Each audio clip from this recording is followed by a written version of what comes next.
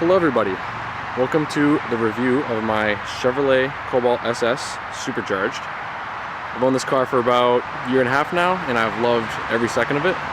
This one's got just shy of 140,000 miles, which is fairly low as far as these cars are concerned. I mean, a lot of these are well over 200,000, or some of them even creeping up to 300,000 on the original engine and transmission, which I find pretty impressive.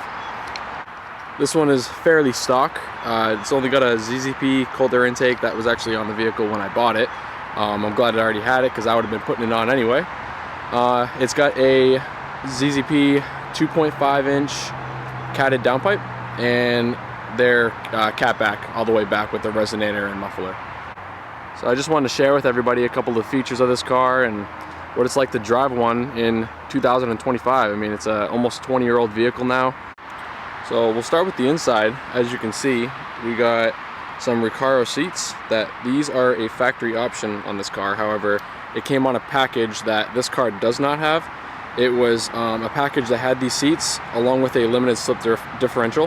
Now, I wish I had that package, but I don't. I bought these secondhand, and the inserts were a little bit beat up, so I had them redone.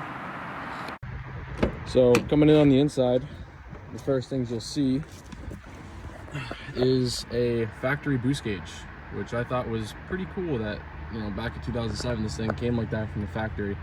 There's a couple other things in here that let you know it's definitely an SS, like on the dash. Obviously the seats, like I showed before. Overall, a very basic GM 2000s interior. I got a couple things to make it a little bit more modern, such as the touchscreen radio. It's got Bluetooth, Apple CarPlay. I did the carbon fiber. These are normally silver, all silver, including the radio was silver. This was silver. However, they made black ones for the base model, so I picked this up secondhand. Just goes a little bit better with the carbon fiber. I did this shift boot myself as well. It's just a generic black boot that comes on in the factory. On the turbocharged models, you got a little button right here that sets traction control. I believe it's no lift shift, and a couple other things I can't think off the top of my head, but I'll get into that a little bit later. And some people's, biggest complaint about the interior is no armrest. You get no armrest at all. They came on the base models, not the SS. I don't really know why they did that. And I thought for sure that I was going to hate it, but after I got the car, I never even really noticed it. Your arm just kind of dangles there. Overall, there's not a lot of storage in this car. You get this little cubby here, doesn't fit much. And the glove box is also fairly small, but it does the job. The back seats are pretty small as well. Not a lot of leg room unless you pull this front seat up a decent amount, but I hardly ever have back seaters anyway, so it doesn't really matter to me. This one does have the sunroof. Not all of them came with them, but most of them did, so pretty cool to have. And you got a nice factory upgraded stereo, a nice Pioneer stereo. You got the tweeters up there, and you got a nice subwoofer in the trunk that I will show you. That's about it for the interior. I'll show you the trunk, and I'll show you the subwoofer and how much room you got back there. You got a little button in this little compartment for the trunk.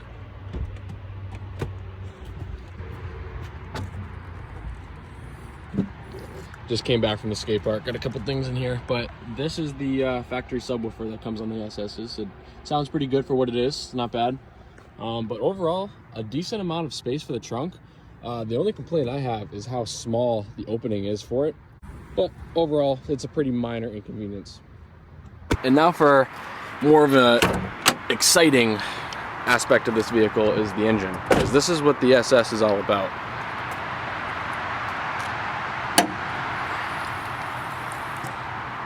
So here we have a 2.0. It's strapped with a Eaton M62 supercharger. Comes with a nice badge to let you know it is definitely supercharged. This engine is rated by GM for 205 horsepower and 205 foot-pounds of torque. Now, I'm not sure why, but they did underrate it just a little bit. There's been many people over the years that have dynoed these bone stock, and they all dyno just about that to the wheels. However, sometimes even more. Some people have seen 210, 215 to the wheels.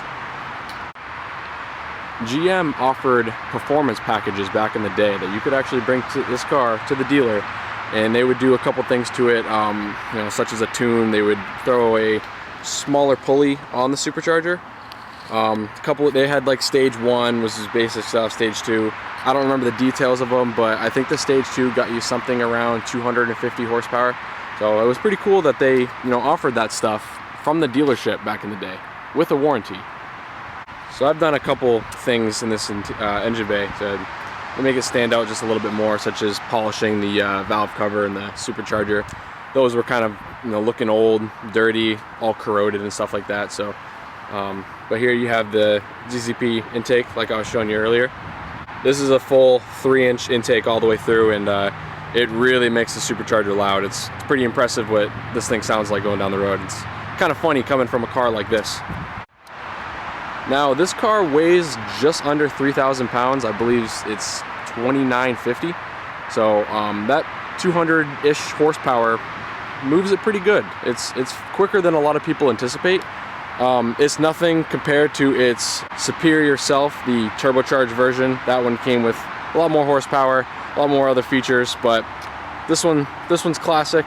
It's so much fun just bombing around town. It makes cool noises. And all right, I'll take you guys for a ride so you can experience what it's like to drive this car in 2025. All right, we made it on the inside. Don't mind the engine light, please. It is a evap leak that I've been struggling to find for well over a year now, but one day I'll find it. I'll put the light up, but other than that, this thing runs great. It pulls good. And also, please don't make fun of me of my filming situation here I got going on. I had no way to strap the GoPro to myself without my scooter helmet, so I'm driving around like a fool right now with my scooter helmet, but that's okay. It works. So, clutch in, engages nicely.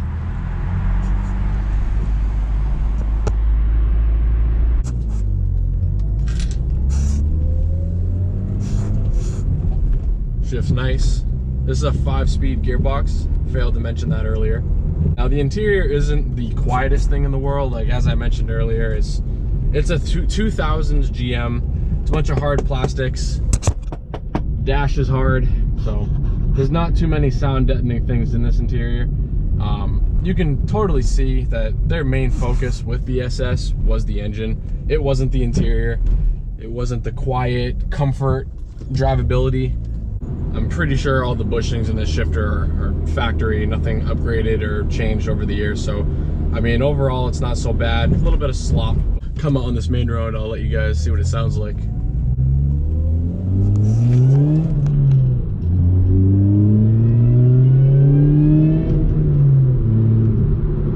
You get so much supercharger whine, it's awesome.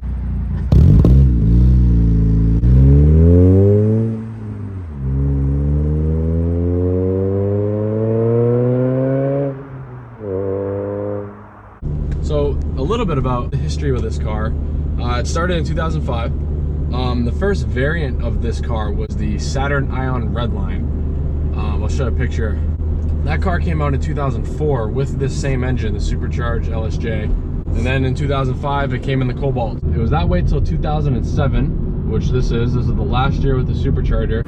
And that was when they transitioned over to a turbocharged platform. And a lot of people believe they did that because it's just better technology, a little bit more efficient. But it was actually because Chevy's contract with Eaton Superchargers expired. So they had no choice but to find some type of other forced injection platform. Therefore, the turbocharged variant was created. That featured a KO4. Came with 260 horsepower and 260 foot-pounds of torque. That thing was a monster. And the capabilities with that thing was incredible. Just a couple bolt-ons and that thing was already over 300 horse. People upgrading turbos on it, making 450 on stock internals, and it was quite impressive. They made the turbocharged variant until 2010, so 2008, 2010, so same amount of years as this variant. However, the production numbers were about half of what this one was. So they make turbo swap kits for this engine as well. This engine is just as capable, just not capable with the supercharger. The supercharger definitely holds it back. I mean, to get 300 horse with this supercharger is fairly difficult to achieve. You need a lot to do. There's a lot that goes into it. I think these cars are just a little bit misinterpreted. A lot of people just like to run really small supercharger pulleys, make a lot of boost, but that's really not how these things work. They work off of efficiency, not so much boost. That supercharger creates a lot of heat, and with a lot of heat, intake temps go up. What these things really benefit off of is cooling modifications, you know, making sure that the charged air going into the engine is cool as possible. So the seats are pretty comfortable in this. They're definitely made for a slimmer person. They hug you like crazy. But other than that, they're very comfortable. The seats that were previously in this were not good at all. They were the same seats that came in the base models, just strapped with leather covers with SS's badges on them.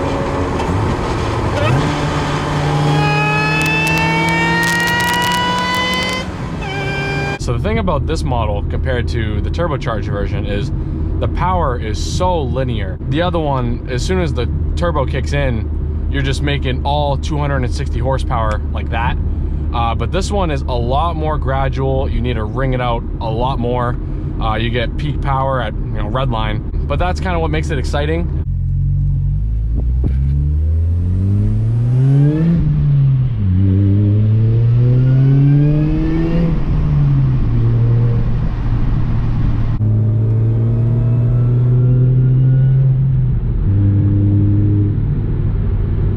These cars are still really cheap. I mean, I picked this one up. It's 130,000 miles. It's rust free.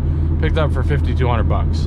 But I mean, for 5,000 bucks, I mean, this car is great. Someone in the market for one of these in 2025, I highly recommend it. They're reliable. They pull good. But yeah, I think that's going to conclude the review.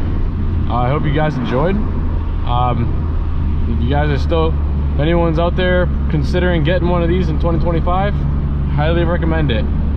I've enjoyed every second in this car. Stick around for any new videos I post in the future. Feel free to comment with any questions or any other comments you guys have, and have a great day. I'll see you later.